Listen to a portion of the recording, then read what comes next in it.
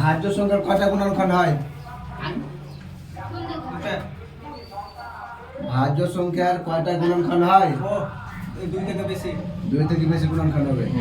আর কি বলে ভাজ্য সংখ্যা? চলো ওরা তুমি বলো তো কাউসার।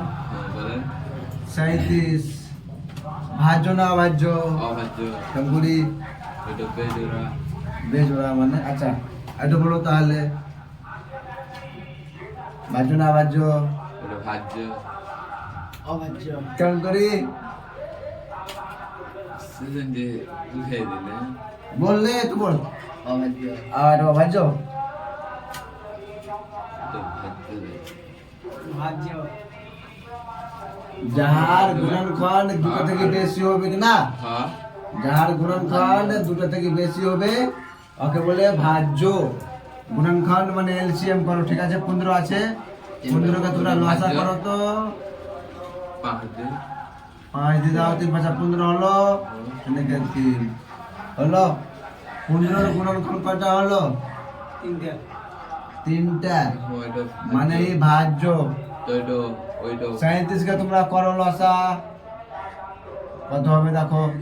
কিছু তো যাবে না, যাবে এই নিজে নিজে যাবে, সব 37 হলো। তো 37 মানে কত? 37 মানে 37 গুণা 1। কয়টা গুণনখণ্ড হলো? দুটা।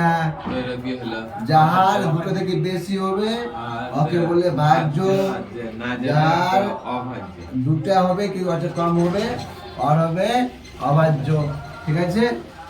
আপনার বলো তো কাউসার আইটো ভাজ্য না অভাজ্য? 19 ভাজ্য না অভাজ্য? ভাজ্য। বলো কত দিবে বলো? 9 দিতে হবে 19?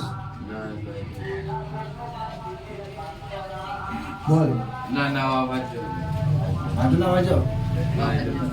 অভাজ্য কেন কি কিছু দিয়ে যাবে না, ডাইরেক্ট 19 দিয়ে যাবে। 19 কে 19 গুণা 1। আইটো যদি না পারবে তো আইটো ইয়াদ দিবি কি যে নিজে নিজে ভাগ যাবে আর 1 দিয়ে ভাগ যাবে। যেমন 19 নিজে নিজে ভাগ যাবে, 19 কে 19, ঠিক আছে? এই 1 দিয়েও ভাগ যাবে, কেমন করি? 1 কে 1 কেটে গেল, 9 কে 9। দেখো যে 1 দিয়ে যাবে আর নিজে নিজে যাবে ওটা হয়ে যাবে অভাজ্য, ঠিক আছে? যেমন 19 1 দিয়ে গেল আর নিজে নিজে ভাগ গেল, হয়ে গেল অভাজ্য।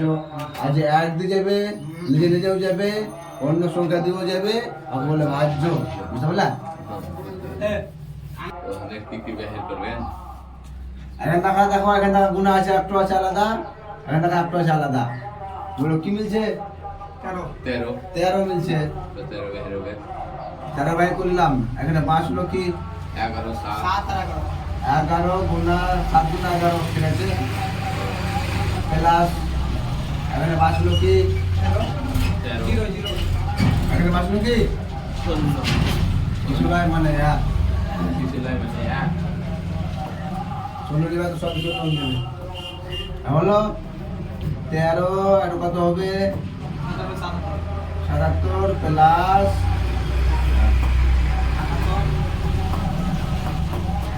হলো। তোমরা বলবে গুণা করে টাকা চলে এলো তো ব্র্যাকেটে আগে গুণা থাকে, ঠিক আছে? কিছু না থাকলেও মানে গুণা আছে, মানে লাভ এমনি আছে, এমনি বানাতে চলাম এমনি আছে তো কি হবে, ঠিক আছে? আর বুঝবার কি আছে? 77 প্লাস 1 78 হয়ে গেল 13 ব্র্যাকেটে গুণা থাকে সব সময়। 77 প্লাস 1 বসে দিলাম, ঠিক আছে? আর ওকে আর 13 ব্র্যাকেটে আগে গুণা থাকে, ঠিক না থাকে তো 77 প্লাস 1 গুণা করলে না 13 তো ওই সাইডে থেকে দিতে ওই তো থাকো কোনে আর কত গুণা করলাম না শুধু, ঠিক আছে? আর এটা 78 হবে কি হবে না? কি হলো 13 গুণা 78। যদি আমরা এখানে গুণায় 8 লিখে তো কোনো অসুবিধা হবে?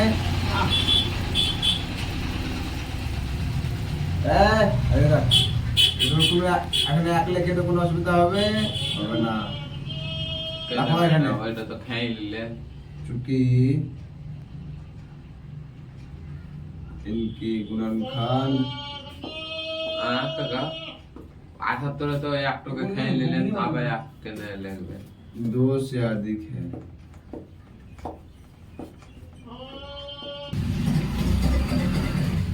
देखो पूछो, मुझे व्याख्या कीजिए कि ऐसे बोलो तो 7 अच्छा मैंने लाओ एमनी কিছু আছে 7 गुना 3 না বানাতে হবে না, এটা ভাজ্য না ভাজ্য? অভাজ্য গুণা করতে হবে না, বিনা গুণা করে বলো, এমনি আছে বলো ভাজ্য না ভাজ্য? লাস্টে 3 আছে অভাজ্য ভাজ্য হবে না আমি কি বললাম পরে দেখো কি ভাজ্য হবে লাগি কটা গুণ করা লাগবে? তিনটে চেয়ে বেশি, ঠিক আছে? এখানে কটা আছে? দুটো আছে। কেউ যদি এখানে গুণা করে 1 বসায় কোনো অসুবিধা আছে? গুণার ঘর কটা হয়ে গেল? ভাজ্য না ভাজ্য? ভাজ্য। চলো 3 আছে, বলো ভাজ্য না ভাজ্য? অভাজ্য অভাজ্য। কেমন করে? দুটো 1 লাগাবে তো লাগাও, তো দুটা হলো, ঠিক আছে? তো কোন গেল? অভাজ্য। এখানে 6 আছে, 6 ভাজ্য না ভাজ্য? হ্যাঁ ভাজ্য বলো ভাজ্য না ভাজ্য? অভাজ্য। অভাজ্য। তো কেমন করে অভাজ্য হবে? 6 গুণা 1 হয়ে গেল, মানে অভাজ্য হয়ে গেল, ঠিক আছে? ভাজ্য হবে না আরে থামলা রে, আর কি হবে? দেখো 6 পুরাপুরি ভাঙা নাই, আগে আগে ভাঙো, কত? 2 গুণা 3 হলো, তার বাদে 1 লাখ আর ভাজ্য লয়। আমি আমার যখন দিতে পারলাম আপনি কি মাস্টার ভুল বলছে?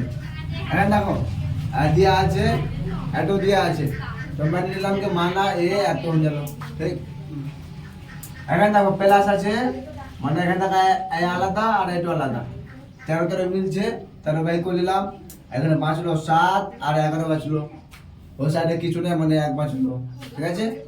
13 হয়ে গেল, ব্র্যাকেট 7 11 77 প্লাস 1 হলো 13, ব্র্যাকেটের আগে কিছু না, মানে গুণা আছে, গুণা লিখে দিলাম, 77 প্লাস 78 হয়ে গেল, ঠিক আছে? এ হলো গুণন কোন কটা আছে? দুটো আছে, তো এইটুকু যদি এমনি করে লিখিয়ে একদিন দিয়ে কোনো অসুবিধা আছে? মেনে লাও কি 13 আছে, 13 কে যদি 13 গুণে 1 লিখে তো 13 হবে না, তো 1 দিলে কোনো অসুবিধা নাই, ঠিক আছে? কটা এই হলো গুণনখণ্ড হলো? 3টা, ঠিক আছে? তো কি হয়ে গেল? चूंकि इनकी गुणनखंड 2 से अधिक है, দুটো থেকে বেশি আছে, ঠিক আছে? আরো বাড়বে, इसलिए यह भाज्य संख्या है। আবার তোমরা বলবে যে আমি 78 কে ভাঙবো, তো ভাঙবো আরো মানে বাড়বে, বুঝতে পারলা? এখন দেখো আর কেউ যদি বলবে যে আমি গুণা করে লিখব, ঠিক আছে? তো গুণা করে লিখবা, গুণা করে কত হবে? 78 13 কে গুণা করো, 24 23 8 7 4 1014 হলো, ঠিক আছে? 1014 কে লসা করবা, লসা করবা তো কি হয়ে যাবে? ভাজ্য হয়ে যাবে, দেখবা 2 গুণা মানা বি, বি মানলাম কত? এত মানলাম। দেখো প্লাস আছে, মানে এখান থেকে 1 টো আর এখান থেকে 1 টো 5 মিলছে, 5 বাই করলাম।